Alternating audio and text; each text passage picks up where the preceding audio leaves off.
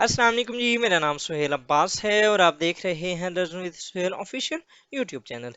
नाज़रीन, आज हम देखेंगे सूडान क्राइसिस और किस तरीके से यूएस और रशिया जो है उनकी इन्वॉल्वमेंट, जो एक उनकी जो कोल्ड वार है, it has been extended towards Sudan. और उसके अंदर हम पहले उनके डोमेस्टिक इश्यूज देखेंगे कि किस तरीके से सूडान के अंदर जो इश्यूज हैं वो चल रहे हैं through out the history of Sudan. और उसके बाद फिर फर्दर हम ये देखेंगे कि यूएस और रशिया की जो कोल्ड वार है, जो उसकी इंटरनेशनल इन्वॉल्वमेंट है सूडान के अंदर, वो किस तरीके से इन हालात को फर्दर बिगाड़ रही है। तो स्टार्ट करते हैं जी विदाउट वेस्टिंग टाइम। सबसे पहले आपको थोड़ा सा एक ये बता दूं कि Sudan is one of the countries in the world जिसके अंदर सबसे ज़्यादा कू हुए हैं। ठीक है, सिंस 1958 कोई तकरीबन डजन ऑफ कू इस मुल्क के अंदर हुए हैं। और इट वाज अ स्टेटमेंट जो कि मुझे बहुत अच्छी लगी। उन्होंने कहा था कि अगर कूज की वजह से कहीं पर भी कू, पहले ये देख लें कि ये होता है कि कोई एक मिलिट्री डिक्टेटर किसी भी डेमोक्रेटिक जो गवर्नमेंट होती है ना उसको डिथ्रोन करता है और उसके खुद अपने आप को पावर में ले आता है, जिस तरीके से पाकिस्तान के अंदर मुशर्रफ ने किया था। ठीक है, या जिया ने किया था। तो इस तरीके से जो आर्मी जब डेमोक्रेटिकली या इलेक्टेड जो गवर्नमेंट है उसको हटा के खुद पावर में आ जाए, जिस तरह म्यांमार में ऑंग सांग क्वाई इस तरह की एक जो लीडर्स हैं उनके साथ जो हुआ था। तो ये जो आर्मी जब टेक ओवर कर लेती है, पॉलिटिशियंस को हटा देती है या उनको डीथ्रोन कर देती है, उसको कहते हैं कू। तो सूडान के अंदर बहुत ज़्यादा हुए हैं। ठीक है, डजन्स ऑफ कू इसमें हुए हैं। लेकिन जितने भी कू हुए हैं उसमें वो हमेशा फेल ही हुए हैं और उनके कोई भी सूडान को एटलीस्ट कोई फ़ायदा नहीं हुआ। उसकी परपेचुअल जो इंस्टेबिलिटी है सूडान के अंदर, आप देखें कि ये तकरीबन आपको थ्रू आउट द हिस्ट्री आपको वहाँ पर क्लैशेस, आपको पॉलिटिकल इंस्टेबिलिटी, वहाँ पर इकोनॉमिक क्राइसिस, वहाँ पर सोशल जो क्राइसिस हैं वो आपको मिलेंगे। तो ये सारी चीज़ें क्यों हुई हैं? उनकी बहुत ज़्यादा जो रीजंस हैं वो आपकी जो मिलिट्री कम पॉलिटिकल लीडर्स हैं वो क्या करते हैं, वो पॉलिटिक्स को मिलिटराइज कर देते हैं। और मिलिटराइज क्या होता है, मतलब कि आपने मिलिटराइज का एक ही काम होता है कि आपने फोर्स को यूज करना होता है। जब आप फोर्स को ज्यादा से ज्यादा यूज करते हैं तो क्या होता है, अनार्की होती है। ठीक है, तो यही यूएस करता है। ओवरऑल इंटरनेशनल रिलेशंस में आप अगर देखें तो यूएस हमेशा फोर्स को यूटिलाइज करता है, और जब फोर्स को यूटिलाइज करता है तो उसकी हर इन्वॉल्वमेंट में आपको वार होती हुई नजर आएगी और उसी से उनके चूल्हे जलते हैं। तो यही रीजन है कि मुख्तलिफ वो नहीं चाहते कि कहीं पर भी एक परपेचुअल स्टेबिलिटी हो। ठीक है, सिवाय उनके कि जो उनके अपने हैं, जिस तरीके से यूरोप हो गया या नॉर्थ अमेरिका हो गया वहां पर। तो क्या होता है जी कि जब मिलिट्री लीडर्स, वो पॉलिटिकल लीडर्स तो होते नहीं हैं लेकिन वो बनते हैं, वो कहते हैं कि हम पॉलिटिकल लीडर्स ही हैं, वो स्टेट इंस्टीट्यूशंस के लिए वो बहुत ज़्यादा ख़राब होते हैं। अनेबल और incapable of providing socio economic solutions, वो प्रोवाइड नहीं कर सकते, सोशो इकोनॉमिक डेवलपमेंट नहीं होती। ठीक है, उससे क्या होता है, तो फिर further religious populism, sectarianism and language और यूज़ करते हैं। फिर इन द एंड उनका काम यही होता है कि उन्होंने फोर्स को यूज़ करना होता है। तो अगर हम हिस्ट्री देखें सूडान की तो ज़्यादा दूर नहीं जाते, हम सिर्फ 2019 से ऑनवर्ड देखेंगे। 2019 से पहले ना, पहले मैं आपको एक स्टोरी सुना देता हूँ, फिर हम इस जो स्लाइड है उसके ऊपर आएंगे। 2019 में ये एक लीडर था इनका, उमर अल बशीर। इसने तकरीबन पिछले 3 डेकेड से, मतलब कि 30 ईयर्स से ये यहाँ पर रूल कर रहा था। और जब रूल कर करके यहाँ पर जितनी भी आवाम थी वो बहुत ज़्यादा अब तंग हो चुकी थी इससे। जिस तरीके से आपको आइडिया है कि अरब स्प्रिंग से ये इश्यूज हुए थे, तो ऐसे ही समझ लें कि यहाँ पर महंगाई, इकोनॉमिक क्राइसिस, पॉलिटिकल क्राइसिस बहुत ज़्यादा हो चुके थे। ये था भी जनरल। तो इनकी वजह से बहुत ज़्यादा जब सोशो इकोनॉमिक डेवलपमेंट बहुत ज़्यादा लो हो गई, आवाम सड़कों पे निकल आई, उसने इसको डिथ्रोन करने की कोशिश की और उसके अंदर वो कामयाब भी हो गया। ये उस टाइम की तस्वीर है जब यहाँ की जो एक मिडिल क्लास थी। मैं अक्सर अपने लेक्चर्स के अंदर कहता हूँ, जब मिडिल क्लास पाकिस्तान की भी जब इतनी वो बाहर निकल आई, तो ये जितने भी ऐवानों के अंदर बैठे हैं ये अपने घरों में उस टाइम मदफन होंगे। तो सूडान के अंदर भी यही हुआ कि जितने भी डॉक्टर्स थे, जितने भी इंजीनियर्स थे, जितने भी सिंपल जो शॉपकीपर्स थे, वो जो एक आम आवाम थी ना, मिडिल क्लास, वो बाहर निकली। उन्होंने कहा कि नहीं, ये अब नहीं होना चाहिए, मुल्क के अंदर अब डेमोक्रेसी होनी चाहिए।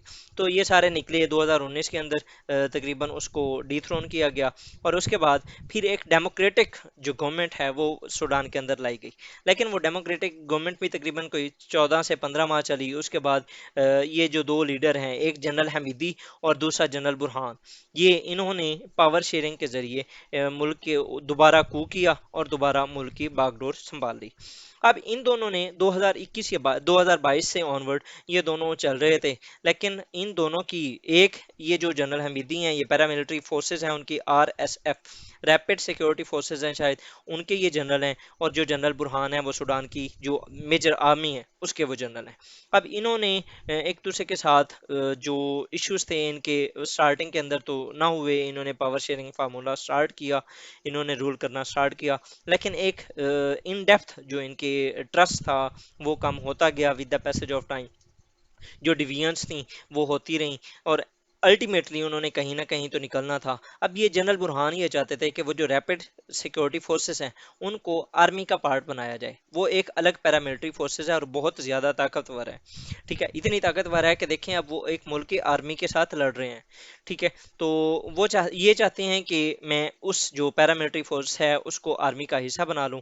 اب وہ نہیں چاہتے اس طریقے سے، وہ چاہتے ہیں کہ اگر فار ایگزامپل ہم اس کا حصہ بن گئے، ہم اس کا پارٹ بن گئے، تو پھر لیڈ کون کرے گا؟ تو ان دونوں میں سے کسی ایک کو آنا ہوگا۔ تو یہ بیسیکلی جنگ دو جنرلوں کی ہے، دو جنرلز آپس میں لڑ رہے ہیں اور عام عوام جو ہے وہ ذلیل ہو رہی ہے۔ اب ہم اس کو سٹارٹ کرتے ہیں، دیکھتے ہیں 2019 کے اندر جس طرح میں نے آپ کو بتایا پروٹیسٹ ہوئے، کنٹری کو ڈیموکریسی ہوا، اگین 2022 کے اندر کو ہو گیا، ٹھیک ہے، یہ جو پرائم منسٹر تھا عبداللہ حمدوک، اس کو 2022 کے اندر اس کو اگین ڈی تھرون کیا گیا، ٹھیک ہے، نیشنل اور انٹرنیشنل پریشر کی وجہ سے دوبارہ ان دونوں نے پاور شیئرنگ فارمولا سٹارٹ کیا، اور اس کے بعد کیا ہوا جی، جنرل برہان جو آرمی آف سوڈان اور جنرل حمیدی انہوں نے ملک کی باغ ڈور سنبھال لی تھی۔ اب یہ بھی کیا کیا انہوں نے، اسی جو عمر البشیر تھا اس کے نقش قدم پہ چل نکلے، ٹھیک ہے، اور جو ملک کی سچویشن تھی وہ بہت زیادہ خراب ہو گئی، انہوں نے مطلب کہ جو ایک ایشوز تھے اپنے اپنے، یہ جس طرح آج کل پاکستان کے اندر چل رہا ہے کہ ہمارے جو لیڈرز ہیں ان کو صرف اپنی پاورز کے ایشوز ہیں، جو عوام ہے وہ ذلیل ہوتی ہے تو ہونے دیں، same is the case with the Sudan. انہوں نے اب کیا ہوا ہے کہ وہ چاہتے ہیں کہ ہماری جو اپنی پاور ہے ہم اس کو دیکھیں، عوام چاہے جائے بھاڑ میں۔ تو ملک کے اندر جو ایک پرپیچول ڈیزاسٹر ہے اس میں یہ دیکھیں کہ ایوری اسٹیٹ جو ہے requires deserves truly national army but no state needs a shadowy militia that functions above the law, ٹھیک ہے، وہ جس طریقے سے اب اگر فار ایگزامپل ہمارے پاکستان کے اندر جو ہماری پولیس ہے وہ آرمی سے زیادہ مضبوط ہو جائے تو کیا آرمی اسے رہنے دے گی؟ کبھی بھی نہیں۔ تو ہمیشہ جو آرمی ہوتی ہے وہ یہ چاہتی ہے کہ ہم سے اسٹرانگ کوئی نہ ہو، جس طریقے سے پاکستان میں بھی ہے، اور same is the case with the Sudan, کہ وہاں پر بھی وہ جو اب لیڈر ہیں آرمی کے، وہ یہ چاہتے ہیں کہ ہم یہ جو پیراملٹری فورس ہے اس کو ہمارا آرمی کا پارٹ بن جانا چاہیے، لیکن جو RSF کے لیڈر ہیں جو کہ general Hemedti, he is the most powerful man of Sudan, اس کے بہت زیادہ لنکس بھی ہیں، یہ وہی ملیشیا تھا جس نے یمن کے اندر سعودی عربیہ کی مدد کی تھی اور وہاں پر بھی وہ جنگ جیتی، اس کے علاوہ ان کے انٹرنیشنل کانٹیکٹس بھی ہیں، لائک بہت زیادہ جو ویسٹرن جو لیڈرز ہیں ان کے ساتھ بہت سی رپورٹس یہ بتاتی ہیں کہ انہوں نے ملٹیپل جگہوں پہ سرو کیا یا انہوں نے ہیلپ کی ویسٹرن پاورز کی۔ سملرلی وہ ایک بزنس مین بھی ہے، اس نے جو سوڈان کے اندر گولڈ ہے اس کو بہت زیادہ یوز کیا ہے، تو اس کی ایک اپنی امپائر ہے، وہ کیوں چاہے گا کہ میری جو امپائر ہے وہ فلاپ ہو یا وہ کولیپس ہو؟ تو وہ کبھی بھی نہیں چاہے گا، ٹھیک ہے، تو یہ بھی ایک میجر ریزن ہے جس کی وجہ سے جو سوڈان ہے وہ اس ٹائم کرائسس میں ہے۔ اگر ہم فردر دیکھیں تو اس کو جو وہ جس طرح ہم اردو میں کہتے ہیں کہ سونے پہ سہاگا، وہ اس کی کنڈیشن یہ ہے، یا آگ کے اوپر تیل چھڑکنے والی بات یہ ہے کہ اس کے اندر انٹرنیشنل انوالومنٹ بھی ہے۔ وہ کیسے؟ Russia want to build its naval base in Port Sudan, Sudan کے اندر ایک پورٹ ہے وہاں پر جو رشیا ہے وہ یہ چاہتا ہے کہ میں اپنی نیول بیس بناؤں، اور اس کے اوپر جنرل برہان جو ہیں جو سوڈان کے آرمی کے لیڈرز ہیں انہوں نے اس کے اوپر ان کے ساتھ ایگریمنٹ بھی کیا ہے، اور یہ ایگریمنٹ اس چیز پہ ہوا تھا کہ جب ملک کے اندر ڈیموکریٹک گورنمنٹ ہوگی تو ہم پھر فردر پروسیڈ کریں گے۔ اب جو جنرل برہان ہے وہ ملک کو اس فردر ڈیموکریسی والی سائڈ پہ لے کے جانا چاہ رہے ہیں، جبکہ جنرل حمیدی یہ کبھی بھی نہیں چاہیں گے۔ سو یہ اب جو پاور ٹسل ہے اس کو یہ انٹرنیشنل انوالومنٹ کے ساتھ بھی لنک کیا جا رہا ہے، اور فردر جب یہ ایک ایگریمنٹ ہوا تھا رشیا کا سوڈان کے ساتھ، تو پھر یو ایس نے یہ کہا بھی تھا کہ اس کے آپ کو بہت زیادہ کنسیکوینسز فیس کرنے پڑیں گے. اگین میں وہی بات کروں گا جس طرح یو ایس پہلے کرتا ہے کہ وہ فورس کو یوز کرتا ہے.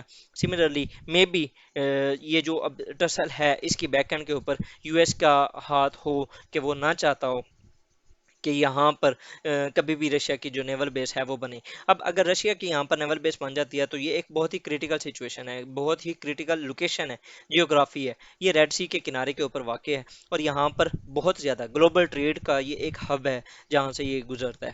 تو وہاں پر رشیا کی پریزنس یا موجودگی ویسٹرن ورلڈ کے لیے بہت بڑا خطرہ ہے, تو وہ کبھی بھی نہیں چاہیں گے.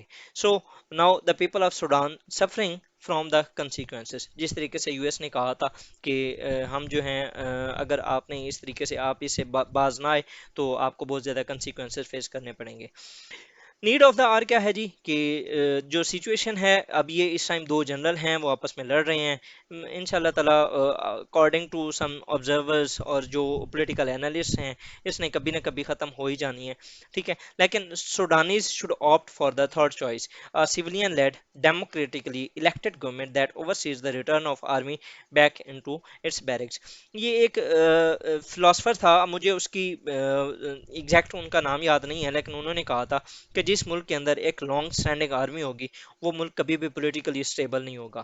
And same is the case with Pakistan and same is the case with Sudan. ٹھیک ہے, سوڈان کے اندر بھی جو آرمی ہے وہ بہت زیادہ اسٹرانگ ہے تو ملک کبھی بھی اسٹیبل نہیں ہوا. پاکستان کے اندر بھی جو آرمی ہے وہ بہت زیادہ اسٹرانگ ہے اور ملک کبھی بھی اسٹیبل نہیں ہوا. تو ہمیشہ جو ایک ڈیموکریسی ہوتی ہے, ڈیموکریٹک گورنمنٹ کے اندر جو آپ کی اسٹیبلشمنٹ ہوتی ہے, یا جو آپ کی آرمیز ہوتی ہیں, یا جو آپ کی نان ڈیموکریٹک فورسز ہوتی ہیں, they must have their limits to their barracks. اور باقی جو پولیٹیکل لیڈرز ہوتے ہیں ان کو فور فرنٹ پہ آنا ہوتا ہے اور وہ آ کے رول کرتے ہیں. لیکن مسئلہ یہ بھی ہے, آرمی کا بھی کوئی قصور نہیں ہے کہ ہمارے ملک کے اندر جتنے بھی پولیٹیکل لیڈرز ہیں وہ سارے نااہل ہیں, انکمپیٹنٹ ہیں. انہوں نے ہمیشہ جب جب وہ پاور میں آئے ہیں آرمی کی سپورٹ سے آئے ہیں, جب جب وہ پاور سے گئے ہیں آرمی کی وجہ سے ہی گئے ہیں. اور ان کی ایک اور بھی ریزن یہ ہے کہ ان سے اپنے مسائل حل ہوتے نہیں ہیں. ٹھیک ہے, اور ان کو ہر دفعہ ان کو بلانا پڑتا ہے. سو اگر یہ from the very day first جب انڈیپینڈنس ہوئی تھی 1947 سے آنورڈ, یہ 1951 سے اگر آپ 1958 تک کی ہسٹری دیکھیں تو پاکستان کو بہت سے جنرلز نے بچایا. ٹھیک ہے, انہوں نے ہیلپ کرائی تاکہ یہ جو پولیٹیشینس ہیں یہ ایک دوسرے کے ساتھ لڑتے ہی بہت ہیں, تو ان کے جو مسائل ہیں ان کے اندر جو میڈیشن ہے یہ وہی کرواتے ہیں. تو پاکستان بھی اسی وجہ سے ہی اس طرح کے مسائل کا شکار ہے کیونکہ ہم نے خود انہیں کہا کہ آئیں آپ ہم پہ رول کریں, and they are ruling now. ٹھیک ہے, تو یہ معاملہ تب تک چلے گا جب تک ہمارے جو پولیٹیکل لیڈرز ہیں وہ اتنے سمجھدار نہیں ہو جاتے کہ وہ ملک کو اچھے طریقے سے چلا سکیں. میں دعا گو ہوں کہ پاکستان اور سوڈان اور اس طرح کے جتنے بھی کنٹریز ہیں ان کے اندر جو حالات ہیں جلد از جلد نارمل ہوں, اور جو عوام ہیں بیچارے جو بھگت رہے ہیں یہ ساری چیزیں, ان کے اوپر جو مسائل ہیں ان کے وہ کچھ کم ہوں. سو ود دیس ورڈ جی, thank you for watching my video and staying with me. اگر آپ کو یہ ویڈیو اچھی لگی ہو تو آپ اس چینل کو سبسکرائب کر سکتے ہیں, ساتھ یہ بیل آئیکن ہے پریس کریں, اور جو نیکسٹ ویڈیوز ہوں گے ان کے بھی آپ کو نوٹیفیکیشنز ملتے رہیں گے. تھینک یو جی, دعا میں یاد رکھیے گا. السلام علیکم و رحمۃ اللہ.